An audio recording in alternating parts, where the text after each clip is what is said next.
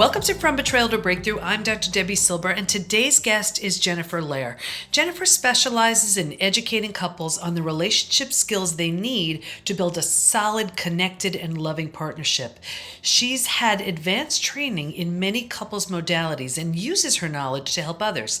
Jennifer has been helping couples for nearly 20 years. She's a regular contributor to 3 blogs, which are designed to help people improve their lives and their relationships.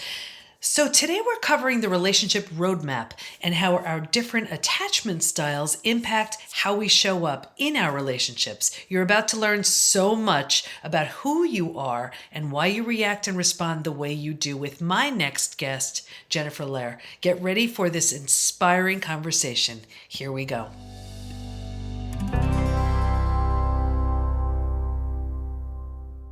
Okay, everybody, we're with Jennifer Lehr today, and we're going to be talking about building intimacy and trust after betrayal. And we know that's not easier said than done. It takes a tremendous amount of work, consistency, focus, persistence, grit, all of it.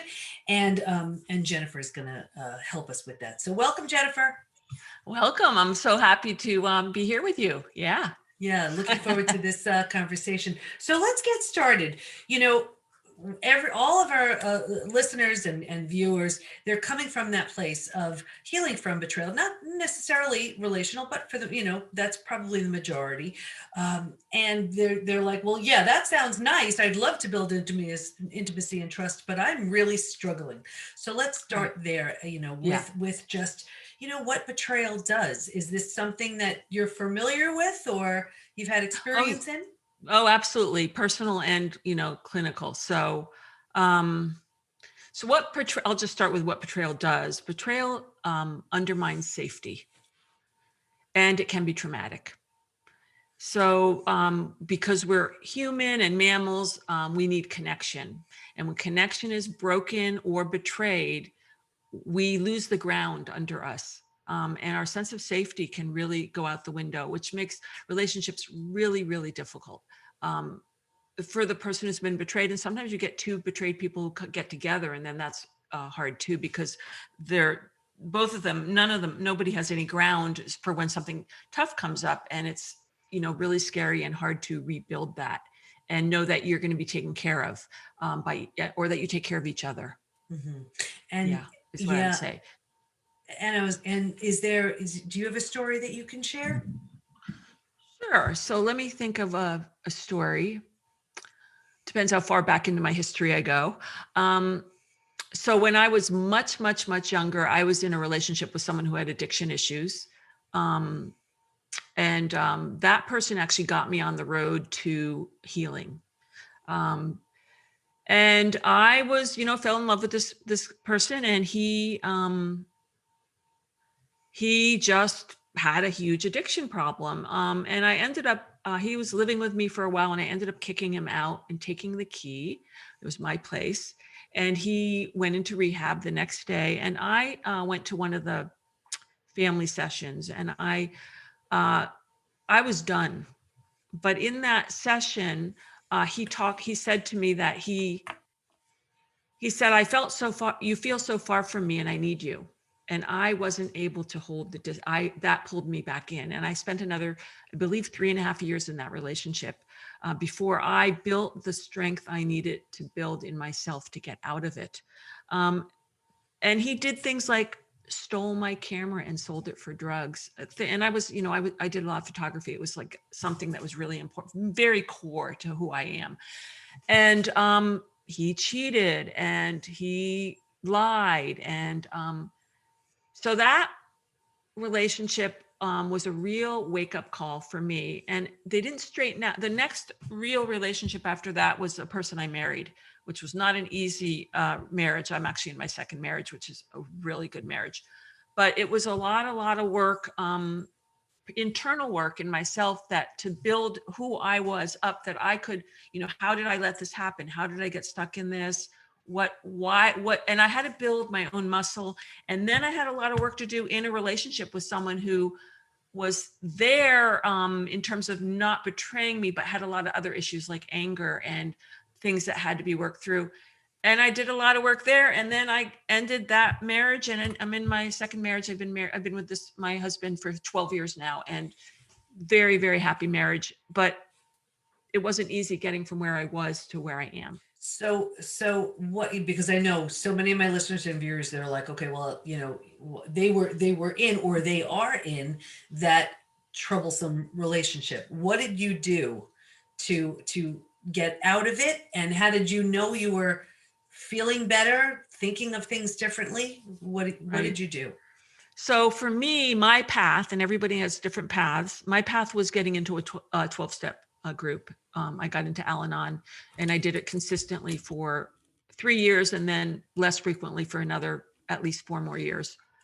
And I learned a lot. And then I did a lot of therapy. And this is before I became a therapist.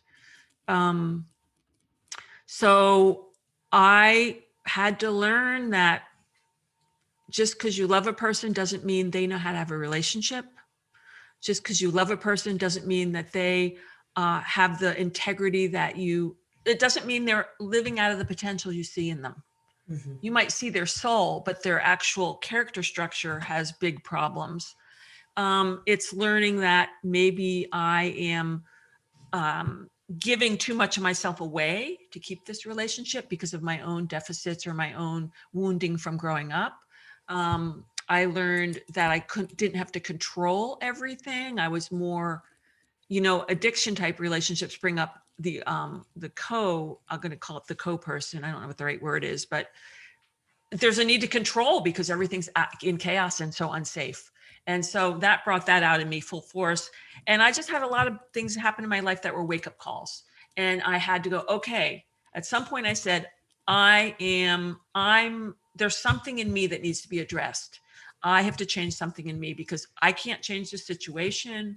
I don't know why this happened, but it did. And it really just put me on the road to um, therapeutic work and looking within and rebuilding the parts of myself that weren't strong enough or were in some way not lined up right. Mhm. Yeah. You know, let's move from there and let's talk about attachment theory. Okay. What is it, and how do we know if we're Yeah. struggling? So, well, we know if we're struggling, if we're in a lot of pain and uh, and we're not happy. Um, but attachment theory. So attachment theory. I don't want to get too far back into the theory because it's all available. But basically, Bowlby started it years and years and years ago, and it was based on infants' relationship with the caregiver and that how the caregiver behaved towards the infant affected what the infant had to do to feel safe and survive. So if the caregiver, will give you a couple very sort of coarse examples. If the caregiver dismissed the baby and child's feelings over and over and over again, that particular child would probably grow up into a person who was not in touch with his or her feelings because they weren't honored. And so that person might have a hard time connecting with their feelings and navigating through a relationship in an emotional way. Instead, they're probably going to act out. The feelings will explode out and act out, is one possibility, or they'll be walled off. There's different things. If a child was inconsistently, sometimes the parents were, oh, and other times the parents were punitive, like a back and forth kind of thing. It creates another dilemma for the child and baby. How do I be safe when I don't know this life support? Because it's like the umbilical cord continues after you're born to the parent. How do I keep this flowing so I survive? And so the infant works out strategies to feel safe. And those strategies are named in specific attachment names like avoidant, and actually there's different names for I hate this, but like each attachment name has about 3 or 4 different names, and you sort of have to go, wait, this one's also that one. Like anxious ambivalent is also anxious preoccupied, or anxious resistant.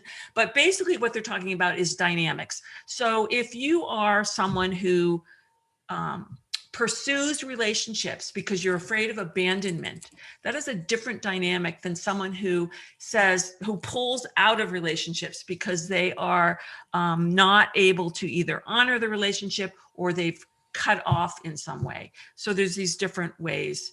What you want is secure. Secure means you feel safe, your partner feels safe, you nurture each other, you work through your conflicts without a lot of pain. And that you can create that. It just takes energy and work and time. But it's just because you start with one doesn't mean you end with that same one. Okay, so it's important that everybody understands that. And I really want to make that clear. So you could start with one type of attachment, and it doesn't necessarily mean that's your lot in life. These can be changed. So how would somebody know which attachment style they have, let's say, and then what they need to do to change that particular style? Okay, so first of all, you would go online and you'd Google attachment style quiz. And I have a blog post. Which one is it on here? Well, there's a really good one by what's her name? Heller Pool. Oh God, I'm gonna have to look it up. There's a really, really good one online. But just Google attachment style quiz. Take it. It should give you in percentages. Like, so I was probably early on the attachment style that felt abandonment, more than the attachment style that pulled out of relationships. Although I had some of both. But I was now. So you could have some of both. You can, and that's what's confusing. People read it and they're like, wait, I'm this and I'm this. Well, I was like 14% this. Like now I'm like predominantly secure attachment if I take the test, with a little bit of a little bit of the avoidant, a little bit of anxious, a little bit, so there's, like 10% or 8%, small, there's still little elements, but basically I'm secure attachment. That's not how I was 30 years ago. 30 years ago, I was, there was no secure attachment. I would have been, 2% in secure attachment. So through the process of living, learning, growing, tackling my stuff, I changed my attachment style. Okay. So, and consequently my relationship. Yeah. Right. So now this is interesting because we can have one type of attachment style and then find what would be the match in order to help us learn what we need to heal, which doesn't mean it's necessarily good for us, but it gives us that opportunity to work on those areas. But it's then in honing those skills, we can actually move towards a sense of safety and security. Right. Although life generally hands us what we need to learn. It's not like we have to, cognitively say, okay, that's what I need. And basically both people in the relationship need to be committed to working on the relationship, or you're not going to heal the attachment issue. If you're with someone who's part in, part out, or isn't really committed, or doesn't want to work on the relationship, that isn't heading you in the direction of healing, because it's just going to agitate what you already have. Okay, so I can just imagine my listeners, viewers now saying, well, that's nice and all. I want to do that, but my partner doesn't. What do you say to this person? I say, oh, I'm sorry. I say, I'm sorry. I have empathy. It's a hard position. I've been in it. I was in it before. You work on yourself, and you do your best, and you do what you can do. And at some point you may have done enough that person shifts, or that the relationship works anyway, or at some point you may move on. It's not, none of that's predetermined. It's just, sometimes you're in a place where you have to learn. Your learning is, I have to accept this person and just work on myself now. I mean, that's what I did in my first marriage. I dragged my now ex-husband into a lot of couples therapy, and he didn't want to go, but he did, because it was a condition of the relationship that I set. I'm like, we're going to do this, because otherwise, what am I doing here? And he didn't like it, but he did it. But he didn't do the work. And so what I learned was, he didn't do enough of the work. I learned to become more independent, to create my own life separate from the relationship, to get stronger, to create the joy I needed for myself. Eventually, the way I look at it, and people might not agree, is I outgrew him. Well, I was just going to say, what I find so often working in the betrayal community is there is a tremendous fear of doing the work because of the fear of change. What happens if I see things very clearly? What happens if I become stronger physically, mentally, emotionally, psychologically, spiritually? What happens to the existing relationship if I do the work and I grow? And that is one of the side effects. And I say it all the time, there's got to be that complete and utter death and destruction of the old in order Right. to rebirth the new. But I find that we're so afraid of doing that work because of the fear of the death of the old. Right. And so I'll give you a success story. So I did that work, and I was in that first marriage for 11 years. It was a 14-year relationship. And I got out and I was terrified. And for whatever reason, it just brought up terror. And then my next relationship, we did some work. We did about a year and a half of every other week couples therapy, about 6 months into it. And I have a relationship that's just amazing. I mean, the conflicts are so easy to work out now, and they weren't initially. We did some work, but it is like a blessing, and it is so different. And it's, some of this is about trusting that if you do your best, your life will get better, not worse, and even though you don't know what it's going to look like. Right. Is what I yeah. And that's really it. It's without that concrete evidence of what it's going to look like, and that's the part that keeps us stuck so often. So what's the relationship roadmap? The relationship roadmap is just like these steps. So if you're working on your relationship, especially if you're using WeConcile, it's laid out in steps. So the first step is just sort of an assessment. What are your weaknesses in the relation? What are the relational weaknesses and strengths? What are the goals? Have you guys talked about all this? Like, are you on the same page in terms of what you want, what your dreams are for yourself, for each other, for the relationship? It's looking at that. And then the second step is the cycle. Now, the cycle comes out of Sue Johnson's work, Emotionally Focused Therapy for Couples. I don't know if you are familiar with it. You are. And she talks about looking at the behavioral pattern, because the actions can cause great damage. So if someone has an anger problem and they, hit you, or are always slamming the door, or screaming at you, that's behavior that, regardless of what else is going on, that behavior will stop everything dead in its tracks. It is not a safe relationship. You're not going to have the connection you want. It just, even if it comes in and out episodically. So the second thing is Jim, we'll say Jim comes home. Nancy hasn't made dinner. Jim is upset. Nancy gets upset because Jim gets upset. Jim decides, well, forget this, and he goes out to the bar. Nancy cries on the bed all night because she feels abandoned. So in other words, it's a cycle. Like, what do you do? What does she, what does each person do? And it can be very little, tiny, intricate things. It doesn't have to be like a big thing like I just demonstrated. And so once you identify the cycle, you have to decide that both people are responsible for the cycle. The angry person is responsible for his or her anger. The person who's crying on the bed is responsible for that way of communicating. Both people are responsible for what they are doing.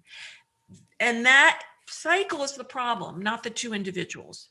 The next step is... And I'll stop you right there. Even before that, that cycle becomes just this pattern, this habit, and that's what's to be expected. So it's almost like, this comes to mind. I have 4 kids, and I'll never forget, my youngest son was so used to me making meals that he didn't like. It's just the way it is. And I remember, I'll never forget, he walks into the kitchen one day and he says, "What did you make?" "I don't like that." Full-blown temper tantrum. I did not even tell him what I was making. And he was so conditioned to not like it that before I even said a word, he was on the floor crying. And it's just that conditioned response. So right, it's a conditioned response. Right. So once that's identified, then you move to attachment, which is, and this is something people aren't taught at all. So when we, I call it attachment language. So underneath these movements are deep feelings. Mm-hmm. So when you left without telling me where you were going, I felt abandoned. So I felt abandoned and sad and desolate. So it's the vulnerable feelings. It's not, I'm so mad at you that you left, or it's the getting into the vulnerable feelings that are underneath the actions so that people can start accessing them. Because your son was probably thinking, my mom doesn't care about what I like underneath it all. Even though mom might have been thinking, I want you to be healthy, so you're going to eat this, Mom wants them to be healthy, and mom's cooking for 4 kids. I mean, and come mom's on busy. now. Right, exactly. Right. But the kid's like, wait, aren't I important? What about what I want? The kid's got these feelings. Now, if you guys sat down and had a conversation, and you may have, I'm just saying hypothetically, mom, when you make all these, this broccoli and stuff that I can't stand, I feel like you really don't care about what I want to eat. And, I feel like you're just a machine making food. And what about me? And don't you care? And you would say, I do care about you, honey, but I also feel it's my responsibility to make sure that you grow up healthy. And you'd have a conversation about what was underneath instead of eat your vegetables. I don't want to eat my vegetables, which is where people often end up. Okay. And so it's teaching them to drop down into what's really going on the deep attachment feeling level. Okay. So then after they do that, what do they do? They work on that for a while because that's a big piece of work. And, you run into all kinds of problems. People who can't identify their feelings, people who don't want to hear the vulnerable feelings because it makes them feel disgusted towards their partner. I mean, you run into all kinds of things here that have to be unpacked. Where I go next is getting people to start doing so when you're experiencing this, what's happening in your stomach or in your heart, what's happening in your body? I remember my husband, when we used to fight early on, when we were fighting, he would say, I'd say, what's going on? He'd say, I feel really cold in my stomach. And I'd say, well, tell me about that. Luckily I was a therapist. I had some skills that worked, even though I was, and he'd say, I said, does it remind you of anything? And he'd say, well, when I was a little kid and my dad was mad and raging, I would get the same feeling. And so I would go, oh, I'm actually traumatizing him during this fight without even being aware of it. And then, I got him I was able to communicate in such a way that he would understand my experience. And as we started unpacking, so going into the body is a great access point into what's going on. For people who don't have the words, they don't know what they're experiencing. They just know they've moved into a place where they can't talk or they have to move away. They don't know what to do. So I get people into all what I call it the lenses. What are they thinking? What are they feeling? What's their body feeling? There's 12 lenses, and I'm not going to go into them all right now. But so after that, then I start bringing people, and this is if they're working in this specific model. There's many ways to interweave all this, this exploring. I get people into so let's talk about default actions. What happened when you were a kid and you were upset? Who comforted you? Did you comfort yourself? Did you read a book? Did you go pet the dog? Did you go to a grandparent? Did you go play with friends? Did you go take a walk by yourself? Like when you're upset as a kid, how did you get your comfort? Because that's how you're getting it now. That's your expectation of how that's where you go. You're wired to go, I'm taking a walk because I've got overwhelming feelings and I don't know what to do with them. And really what you might need to do is learn how to talk about what's going on in a different way so that your partner can learn to reach back and also recognize, oh, this is what happened to my poor partner. They're no wonder they're so upset. This is what happened when they were little, and build some empathy. And this reminds me of, think about it. You're young, and let's say you have a bad day and mom gives you ice cream, and we grow up and we are, say, okay, well, I'm just going to do the same thing. Or we emotionally eat because that's what we learned. And it was a strategy and that sort of thing. Okay. So now I can also see where people will be very resistant to this because they don't want to discover all those feelings. They don't want to feel those feelings. They're just going to stay stuck in that cycle. Is there any way you found that's helpful in kind of calling them out on that or having them be less resistant? Well, two things. The external way is to, start watching Brene Brown YouTubes. The internal way is to, especially if you're working with a therapist, which, if you're dealing with this stuff, I recommend you work with a therapist, but start exploring, so what you go into micro movements, like, so you're sort of stuck right now. Like you're in this sort of frozen place. Can you talk about what that experience is like? Start opening up little stories. because eventually, and basically, it's a cognitive decision that I trust the universe enough that if I grow, it'll be okay. And that joy comes from experiencing the good and the bad feelings. And to not experience my feelings means I'm not fully alive. Mm-hmm. And you really have to make a decision that it's worth doing and do it. Mm. And that's very helpful. And you mentioned trust, and trust is a huge factor in the betrayal community. I mean, my book is called Trust Again, for exactly for that reason. And there are steps and processes to trust again. So, how do you recommend we learn to trust again after and build intimacy after betrayal? Well, in terms of working in an actual relationship, the you want the person who betrayed the trust needs to feel remorse, not necessarily for the act that betrayed, but for the hurt it caused the other person. So in order to rebuild trust with another person, that person has to be able to feel and communicate their remorse. Without that, it's a no-go. There's nowhere to go. So that is the most important thing. The other thing that has to happen, and this is something I run into a lot working with people, is often the person who's done the betrayal doesn't want to rehash it over and over again because they have shame, but they have to.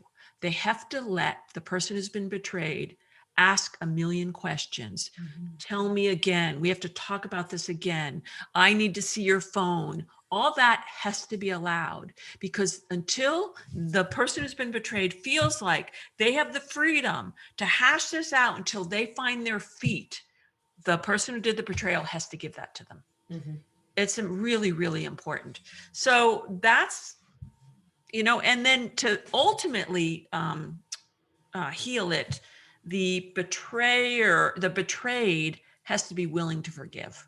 Mm-hmm. But that's down the line. There's a lot of work that has to happen first. Yeah, this is very consistent with what I teach in our community. So let's dive into forgiveness a little bit. And everybody has their own way of explaining it, expressing it, teaching it. What's your way of teaching people forgiveness? That's a good question. It's a little bit complicated. You have to start working on, first of all, people can grow. So the person who hurt you is probably not the same person today as that person was when the hurt happened. That's one thing. And it's important that they're not the same person. If they are the same person, run for the hills. Yep, I mean, exactly. right? So, but if they're working and growing, they're not the same person. And so it's taking baby steps. You're not just going to, like you've been robbed. You keep your doors and windows locked until you know it's safe to unlock them. You don't just throw them open and let yourself get robbed again. Mm-hmm. And it's also working with the heart, caring for yourself and caring for the other person. And what does it feel like to hold this barrier? Does it feel good? Do you need it? And maybe you need it right now. Maybe you don't. Maybe you can start letting it go. And are you seeing changes that you can start to trust? It's that kind of thing. And also knowing that if you do trust and you're betrayed again, it's not on you, it's on them. You're giving someone a chance, and you'll survive, but that you're not going to give them chances forever. If they, if you start opening the door and they, F again, up again, you're gonna say, sorry, I can't do this anymore. It's too painful. And you may even go, I forgive you, but I'm not going to be here anymore. Mm-hmm. Which is another level of forgiveness, which is, I forgive you. I see your damage. I see where you don't have your stuff together, but You go do that. You go in a different playground and do that. I forgive you, but I'm not part of it anymore. That's another level that people may end up having to deal with. And we know forgiveness is just for us, but of course it is so healing and so freeing. But there's forgiving and moving on, forgiving and rebuilding, two completely different scenarios. Absolutely. What do you want to make sure everyone knows as we wrap up? I think that we can heal. We can heal. And just because we're in a place that was incredibly painful or something really bad happened doesn't mean that's the story of our life. It is one chapter, and there may be a gift in it. There may not, but there may be a gift in it. But you'll move on to a different chapter, and to know that, we heal and we move on and we create different lives. But I think that's a choice, because I see so many people who are rewriting and rereading the same chapter over and over again. And, then there are the people who say, I'm going to use this experience to create something entirely new. Right. That's true. And if you're listening, choose to be a person who uses it to write a new script. I mean, really, we're powerful creator beings. Bottom line, we create our lives. We take the material we've been given and we work with it. And sometimes we, hit a snag, but we reweave a new cloth, and we have that ability. Absolutely. Yeah. So where do we go to learn more about you? All right. So WeConcile.com, WeConcile.com. And there's also a quiz, WeConcile.com/quiz, which has a relationship quality quiz if you're in a relationship. One of my blog posts is on, let me see if I can find the name of it, Surviving Infidelity, if someone's dealing with that. It was done in May of this year. So it's got the whole steps of how to rebuild or leave if you've had to deal with that. And then I'm on Facebook at WeConcile for Instagram and Facebook and Pinterest. And is there anything else? I think that's it. Great. Okay. All right, Jennifer. Well, thank you so much. I know our listeners, our viewers are hopefully taking notes and saying, okay, you know what, I can do this, I can do that. And I can take a look at my attachment style and see what I can do there and heal from all of it. The attachment, I just remembered Diane Poole Heller, and it's Polle, I think. Diane Poole Heller has an attachment quiz on her website, a free attachment quiz. It's pretty quick, and it is a really good one. Oh, that's great. Okay. Yeah. And we'll have that in the show notes. Well, I want to thank you so much for your time and for sharing your wisdom with us. And I know everyone is going to get so much out of it. So thank you. Thank you. Yep. All right. Bye-bye.